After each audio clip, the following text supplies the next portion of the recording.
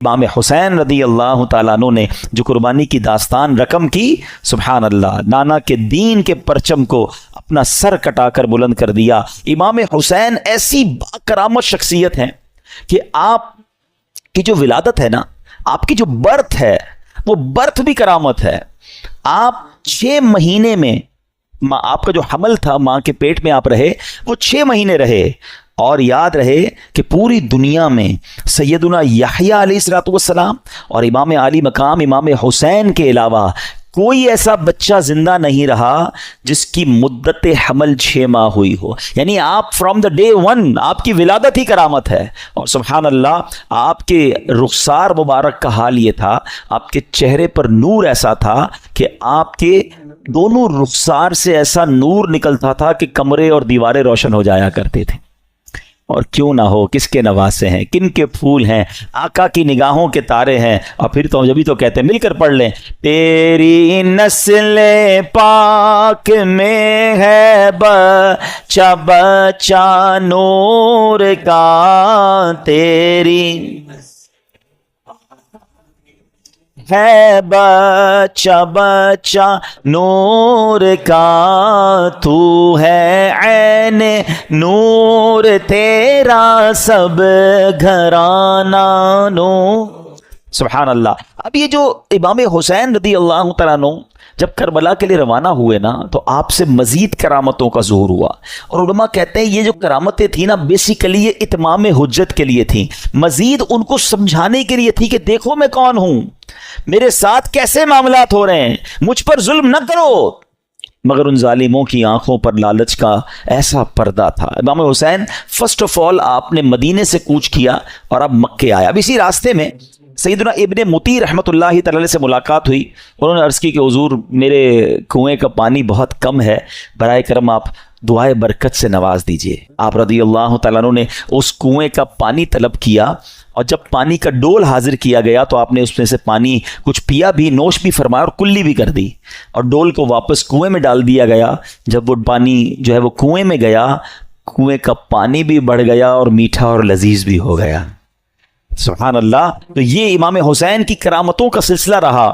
اس کے بعد جب آپ بالکل ایگزیکٹلی 10 محرم الحرام کا دن آ گیا، یاد رہے کہ وہ دن جمعہ کا دن تھا، 10 محرم الحرام جب یہ واقعہ ہوا، کربلا کے میدان میں آپ خطبہ ارشاد فرما رہے ہیں، ان کو سمجھا رہے ہیں کہ دیکھو میں کون ہوں، یہ ظلم مت کرو۔ تم کیا جواب دو گے جس کا کلمہ پڑھتے ہو اس نبی علیہ الصلوۃ والسلام کو؟ اس وقت آپ کے جو خیمے تھے، جہاں خاندان کے افراد تھے، وہاں خندق میں ایک آگ بھی جل رہی تھی۔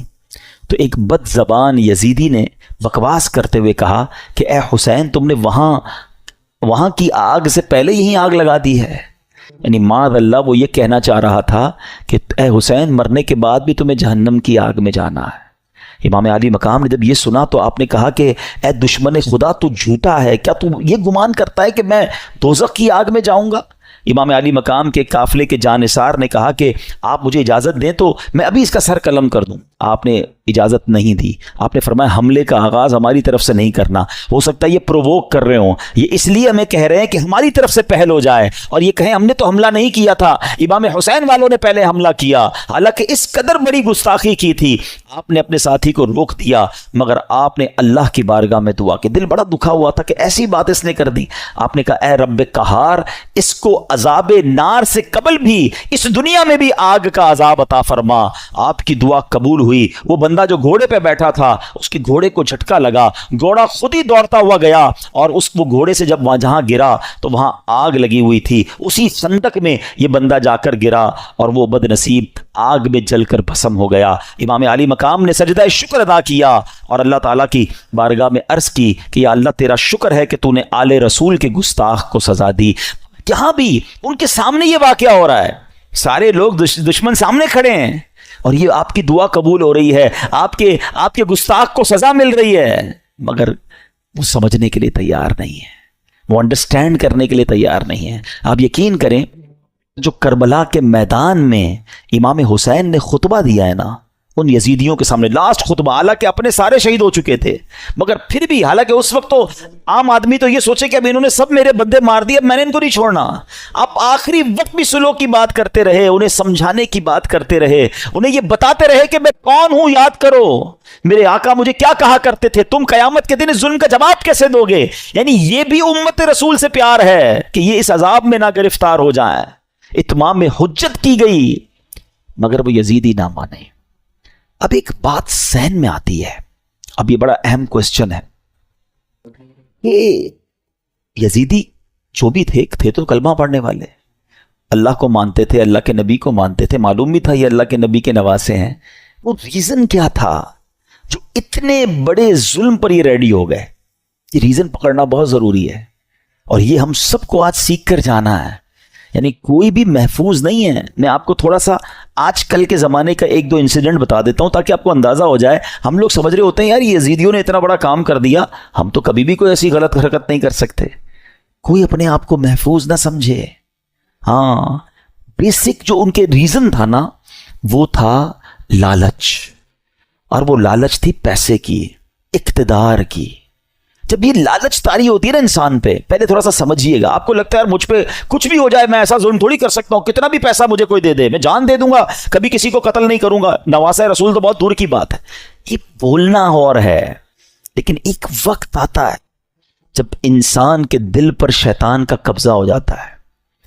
آپ پڑھتے ہیں خبریں 5 سال کے بچے اور 4 سال کی بچی کے ساتھ جو واقعات ہو رہے ہیں، کیا کوئی خوشی سے کرتا ہے یہ کام؟ ذرا سوچئے، جب وہ یہ کام کر جاتا ہوگا اس کے بعد خود اس کو کتنی ندامت ہوتی ہوگی، یہ میں نے کیا کر دیا. پھر اسی وجہ سے بچنے کے لیے اس بچی کو قتل بھی کر دیا جاتا ہے. یعنی یہ واقعات ہم سنتے ہیں تو ہماری عقل حیران ہو جاتی ہے کہ یہ انسان تھا یا درندہ تھا. میں آپ سے یزیدیوں کی تو بات نہیں کر رہا، آپ کے وطن میں رہنے والوں کی بات کر رہا ہوں. اس کا مطلب کیا ہوا؟ ایٹ دیٹ ٹائم جب وہ یہ عمل کر رہا تھا، اس کا دل شیطان کی مٹھی میں تھا، اس کو ہوس نے اندھا کر دیا تھا. تو یہ واقعات مجھے اور آپ کو یہ سوچنے پر مجبور کرتے ہیں کہ کوئی اپنے آپ کو محفوظ نہ سمجھے. یہ ایک لمٹ ہوتی ہے انسان کی. ایک حدیث پاک ہے نا، بڑی مشہور حدیث پاک ہے جس کا مضمون ہے کہ جب بندہ ایک گناہ کرتا ہے نا، میرے ینگسٹر ذرا غور سے سنیں، ایک گناہ کرتا ہے اس کے دل پر ایک بلیک ڈاٹ لگ جاتا ہے. گناہ کرتا رہتا ہے پھر دل پورا سیاہ ہو جاتا ہے. اب اس پر ہدایت کی کوئی بات اثر نہیں کرتی. یہ جو روز شراب پیتے ہیں، جناب پارٹی کرتے ہیں، حرام کام کرتے ہیں اور گندی چیزیں دیکھ رہے ہوتے ہیں، دوستوں میں بیٹھے گناہ کر رہے ہوتے ہیں، نمازیں قضا کر رہے ہوتے ہیں، اپنے آپ کے بارے میں یہ ضرور سوچ رہے ہوتے ہیں کہ میں اتنا بھیانک کام نہیں کروں گا، مگر ایک وقت آتا ہے کہ دل سیاہ ہو جاتا ہے.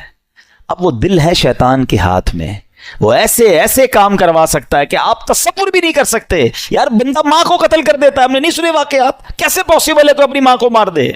لیکن ایک لمٹ ہوتی ہے. اس کے بعد انسان جب اوور لمٹ ہوتا ہے تو شیطان جو چاہے اس سے کروا لیتا ہے. تو اللہ سے توبہ کرتے رہا کرو. تو بہرحال میرے پیارے اسلامی بھائیوں، سوچو اس بات کے، یہ کیسے، اس ریزن کو پکڑیے. یزیدیوں کے ایسا کیا ہو گیا تھا کہ یہ اندھے ہو گئے تھے؟ آج بھی بندہ اندھا ہوتا ہے. ہاں، ظلم کرنے والے نہیں دیکھے آپ نے؟ بندوں کو ڈرل کرتے ہیں، ہاتھ پیر کاٹتے ہیں، قتل کر دیتے ہیں، پیسے چاہیے قتل کرنے کے لیے تو وہ کیسے تیار ہو جاتے ہیں؟ ان کا دل سیاہ ہو گیا. اب ان سے کچھ بھی کروا لو. یہ شراب ہے نا، اس کو ام الخبائث کہا گیا، برائیوں کی ماں. یہ وہ چیز ہے کہ اس کا جو عادی ہو جائے، اب شراب کے علاوہ بھی عجیب نشے آ گئے، نشے میں گرفتار جو ہوا نا، اب اس کو ماں بہن کی بھی تمیز نہیں ہے، اس کو کسی کی بھی تمیز نہیں ہے. وہ کر جائے گا جو کوئی سوچ ہی نہیں سکتا، اور اس کے بعد وہ خود بھی شرمندہ ہوگا کہ یہ میں نے کیا کیا، نشے میں تھا. تو یہ وہی بات ہے کہ بندہ جب برائی کی طرف جاتا ہے تو ایک کے بعد دوسری، دوسری کے بعد تیسری، تیسری کے بعد چوتھی. یہ غور کیجیے، یہ بات ہمیں یہ سمجھنی ہوگی کہ ہمیں اپنے آپ کو گناہوں سے بچانا ہے، ورنہ یزیدی راستے پر چلنے میں دیر نہیں لگتی، کرتے رہنا ہے ہمیں. یہ واقعہ سننا اپنی جگہ ہے، مگر یہ جو ظلم کیا گیا نا، ریزن کیا تھا؟ پیسے تھے، لالچ تھی، اقتدار تھا. اس سے سمجھ ہی آئی بات کہ لالچ، ہوس، اور جب بندہ شیطان کا پیروکار بن جاتا ہے پھر اس سے کچھ بھی متوقع ہے. آپ کبھی یہ نہ سوچیں کہ میں یہ گناہ نہیں کر سکتا. یہ سمجھ لیں اپنے لیے زوال کا آپ نے شروع کر دیا. جو اپنے آپ کو محفوظ سمجھتا ہے نا کہ یار بس میں نہیں، میں بڑا پکا ہوں، کوئی پکا نہیں ہے بھائی. جب اللہ کے نبی دعا کر رہے ہیں تو میں اور آپ کون ہیں؟ ہمارے صحابہ لرزتے تھے، روتے تھے، اللہ سے دعا کرتے تھے ایمان کی حفاظت کے لیے. پیران پیر سیدی غوث اعظم رضی اللہ تعالیٰ عنہ کہتے ہیں، لوگ کہتے ہیں آج عید کا دن ہے، عید کا دن ہے. عبد القادر کے لیے عید کا دن وہ ہوگا جب وہ اپنا ایمان سلامت لے کر قبر میں جائے گا.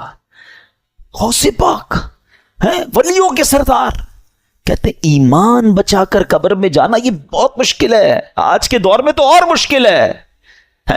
سیدی اعلیٰ حضرت نے 100 سال پہلے ایک بات کر دی تھی کہ سونا جنگل، رات اندھیری، چھائی بدلی کالی ہے، سونے والو جاگتے رہیو، چوروں کی رکھوالی ہے. ادھر چور گھوم رہے ایمان کے، کہتے ہیں آنکھ سے کاجل صاف چرا لیں یا وہ چور بلا کے ہیں، تیری گٹھڑی تاکی ہے اور تو نے نیند نکالی ہے. تم سو رہے ہو، مزے کر رہے ہو، فکر ہی نہیں ایمان کی.